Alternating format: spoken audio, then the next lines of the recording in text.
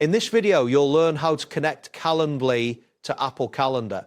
By following these steps, you will be able to seamlessly integrate your scheduling with your calendar, ensuring you never miss an appointment. Start by navigating to calendly.com in your preferred web browser.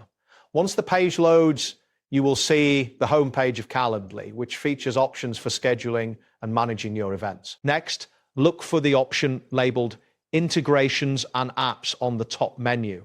This section allows you to manage your integrations with various applications, including Apple Calendar. Click on this option to proceed. After you click on Integrations and Apps, the page will refresh and display various integration options. Here, locate the search bar at the top of the integrations page. Type in iPhone to filter the results specifically for Apple-related integrations. Once you've entered iPhone in the search bar, a list of relevant integrations will appear. Look for the option labeled Calendly iPhone app and click on it. This selection will take you to a detailed view of the app and its features. Now you will see a button that says Download or Get. Click on this button to initiate the download process for the Calendly app from the Apple App Store. Make sure that you have enough storage space on your device, as large applications may require additional space. After clicking the download button, the app will begin downloading.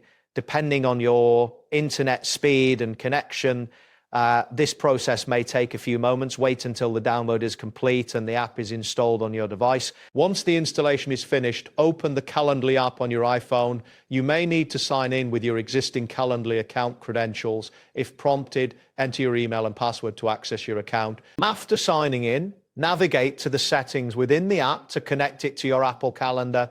Look for the integration settings and ensure that Apple Calendar is selected as your preferred calendar option. This step is crucial for syncing your events between Calendly and Apple Calendar. And that completes the process. Thanks for following along. See you next time.